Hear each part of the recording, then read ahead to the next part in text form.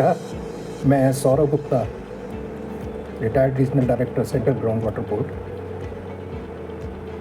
मेरे मन में आज एक विचार आया कि पानी के संकट की वजह से जो हम प्रबंधन के ऊपर विशेषकर ध्यान दे रहे हैं और कुछ जल प्रबंधन के लिए जो स्कीम इम्प्लीमेंट कर रहे हैं, उसमें मुझे लगा कि हम कुछ चीज़ों का नज़रअंदाज करते हैं और उसके ऊपर ही मैंने प्रकाश और विचार व्यक्त करने के लिए आज सोचा कि एक वीडियो बनाऊं। चलो शुरू करते हैं। आज हम लोग सभी जल का संकट फेस कर रहे हैं। जल एक सीमित मात्रा में उपलब्ध है। हमारे दो मुख्य स्रोत हैं जल के, dam, reservoir, canal system. Dam और रिजर्वायर लोकलाइज्ड हैं, जहाँ पे हमें कोई नदी बहती है वहाँ पे हम उसे रोक के डैम बना लेते हैं और पानी को रोक के उसको चैनलाइज करके खेती के लिए व डोमेस्टिक यूज़ के लिए, घर यूज़ के लिए इस्तेमाल करते हैं, जो कि एक नियमित जगह में ही उपलब्ध है। दूसरा हमारा मुख्य स्रोत है भूजल, ग्राउंड वाटर। ग्राउंड वाटर कहीं कम, कहीं ज़्यादा, कहीं कम डेप्थ पे, कहीं ज़्यादा डेप्थ पे, कुछ ना कुछ क्वांटिटी पे उपलब्ध है और इतना उपलब्ध है कि हम अपने जो रोज़ का निस्तार के लिए उसको उपयोग कर सकते हैं। परंतु हुआ क्या कि हमने जल का उपयोग जो नियमित सीमा थी उससे अधिक करना शुरू कर दिया। उसका मुख्य कारण कि भूजल सब जगह उपलब्ध है और आज ऐसे संसाधन हैं कि हम डीप से डीप ड्रिलिंग कर लेते हैं और उससे जहाँ भी पानी की उपलब्धता चाहिए वो उपलब्धता हमको मिल जाती है। परंतु इसके दुष्परिणाम क्या हो रहे हैं? उसके दुष्परिणाम जो आज सब लोग उसको फेस कर रहे हैं वो ये हैं कि पानी का, जल का स्तर बहुत नीचे चला गया। पानी की क्वालिटी जो थी वो ख़राब हो रही है और उसके साथ साथ हमें हर आम आदमी को उसकी उपलब्धता नहीं है। जो कुएं थे वो सूख गए, आज बोरवेल के ऊपर ही सब पानी का निस्तार चल रहा है। इस प्रबंधन को ध्यान में रखते हुए भूजल संचय और पुनर्भरण स्कीम, जो कि एक व्यापक तरीके से लागू की जा रही है, जिसमें सरकारी संस्थाएं, सामाजिक समुदाय, व्यक्तिगत लोग, NGOs सब बड़ी मात्रा में सामने आ रहे हैं और बड़े व्यापक और पॉपुलर स्कीम जो है वो बना रहे हैं। इस स्कीम में सभी जो संस्थाएं हैं, मुझे ऐसा लगा कि जो वैज्ञानिक पद्धति है उसका थोड़ा सा नज़रअंदाज हो रहा है और सभी संस्थाएं अपना एक पीठ थपथपाने के लिए ऐसी स्कीम बना रही हैं कि जिसमें हम ये बता सकें कि हमने इतना भूजल पुनर्भरण किया और इतना हमने वाटर लेवल राइज हो गया, ऊपर आ गया 1 साल के अंदर, 2 साल के अंदर, और इतना हमारा खेती का एरिया बढ़ गया। परंतु क्या वो वैज्ञानिक पद्धति से वो हुआ है काम या नहीं, उसको नज़रअंदाज किया गया है। काम अपने ज़्यादा से ज़्यादा जल को पुनर्भरण करने के लिए, रिचार्ज करने के लिए, फास्ट रिचार्जिंग के लिए बहुत सी तकनीकें अपनाई गई हैं। जैसा कि एक प्रदेश ने, उसके पास पानी की कमी थी, सोर्स वाटर जो रिचार्ज कर सके, तो उन्होंने जो सीवेज का ट्रीटेड वाटर था उसको रिचार्ज करना शुरू कर दिया, जिसके परिणाम स्वरूप भूजल की गुणवत्ता की क्वालिटी डिटेरियोरेट हो गई, खराब होने लगी। महाराष्ट्र में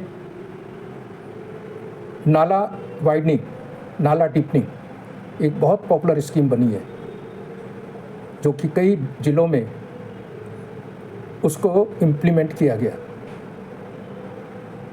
परंतु उसके पीछे सार क्या है? जो हमारा ऊपर जो सरफेस पे नेचुरल सिस्टम है, नेचुरल ये है कि हमारे ऊपर एक क्ले और सिल्टी लेयर होती है जो कि भूजल जो पानी बरसात का गिरता है उसको वो फिल्टर करके नेचुरल ज़मीन के अंदर नेचुरल तरीके से रिचार्ज करती है। ये प्रोसेस थोड़ा स्लो है जो नेचुरल प्रोसेस है, बट इसमें अच्छी गुणवत्ता का पानी नीचे जाता है। ख़राब पानी को हम नीचे नहीं डालते, क्योंकि जो हमारा ज़मीन पे बहकर पानी आता है उस पानी में बहुत विषैले तत्व होते हैं। जैसे कि गांव में जो काऊ डंग है, गाय का गोबर है, खादें हैं, उनका जो पोल्यूशन, नाइट्रेट, ऑर्गेनिक, पेस्टिसाइड्स, ये सब पानी में घुल के आ जाती हैं और हमारा जो नेचुरल सिस्टम है सॉइल का वो उसको रोक लेता है, उसको नीचे नहीं जाने देता। परंतु नाला वाइडनिंग में क्या किया कि उस लेयर को हटा दिया और डायरेक्ट जो हमारा एक्यूफर था वो उसके साथ कनेक्ट हो गया। तो जो नेचुरल फिल्ट्रेशन प्रोसेस था वो रहा ही नहीं। हमने गंदा पानी को डायरेक्ट एक्यूफर में रिचार्ज करना शुरू कर दिया। हमारा रिचार्ज प्रोसेस तो फास्ट हो गया, क्योंकि जो नेचुरल फिल्टर से पानी इन्फिल्ट्रेट होता था उसका रेट कम था, ये रेट ज़्यादा हो गया, ज़्यादा क्वांटिटी में पानी आ गया, नाला चौड़ा कर दिया, गहरा कर दिया, पर नेचुरल सिस्टम को डिस्टर्ब कर दिया। अभी इसके परिणाम क्या होंगे? परिणाम बहुत धीरे धीरे आते हैं, स्लो आते हैं।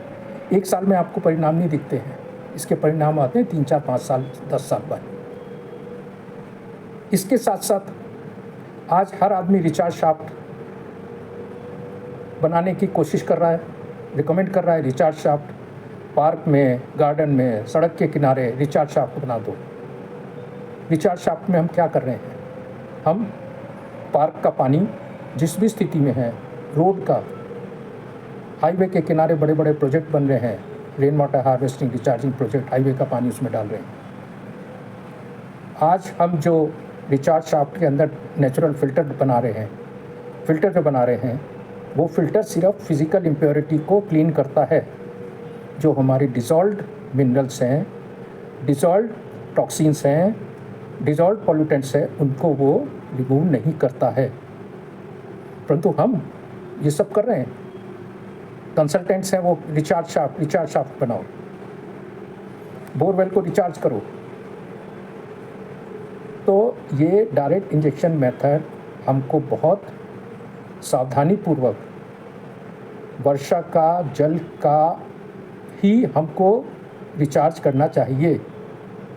जो ओवरलैंड फ्लो है उसको हमको, जो स्प्रेडिंग तकनीक हैं जैसे कि परकोलेशन टैंक, नाला बंद, स्टॉप डैम, इन सब स्कीम को, या फिर अंडरग्राउंड भंडारा, ये सब स्कीम को हमको इम्प्लीमेंट करना चाहिए, जहाँ पे कि हम ओवरलैंड फ्लो को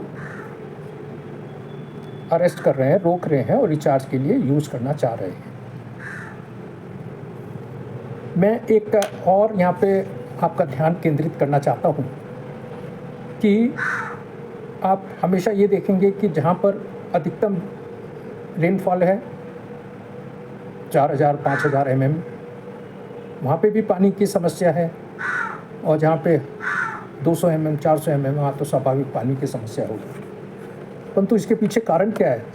समस्या के पीछे, जैसे जो हाई रेनफॉल एरिया है वो जनरली हिली टेरेन के अलोंग है, और पानी वहाँ पे गिर के इतनी तेज़ी से बह जाता है कि पानी वहाँ पे रुकता ही नहीं और बह के चला जाता है नालियों, नदियों में और समुद्रों में।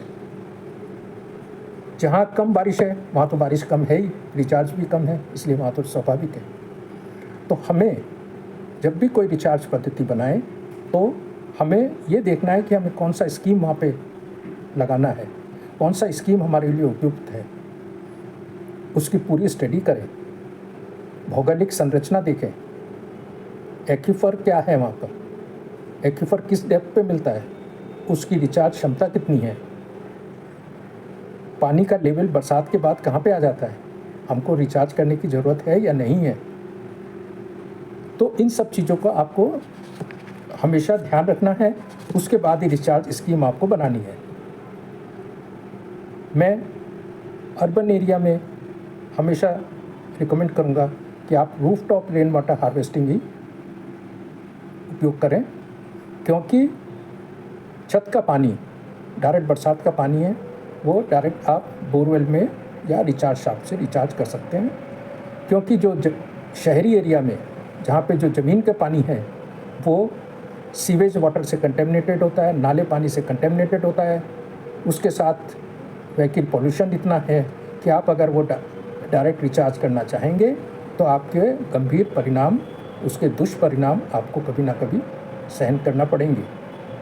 तो मैं ये चाहूँगा कि हमें सचेत होना चाहिए और हमें इस तरफ अपना ध्यान देना चाहिए।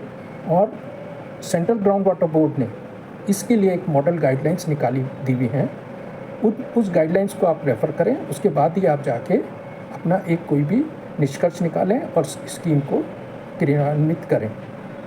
इस रील में मैं इतना ही, धन्यवाद। और आगे मैं इसके ऊपर और रील बनाएंगे। अगर मैं चाहूँगा कि आप मेरे से अगर क्वेश्चन और क्वेरी करेंगे तो मैं बहुत खुश होऊंगा कि आपको मैं उपयुक्त जवाब दे सकूं, जो कि वैज्ञानिक तरीके से परिपूर्ण होगा। धन्यवाद।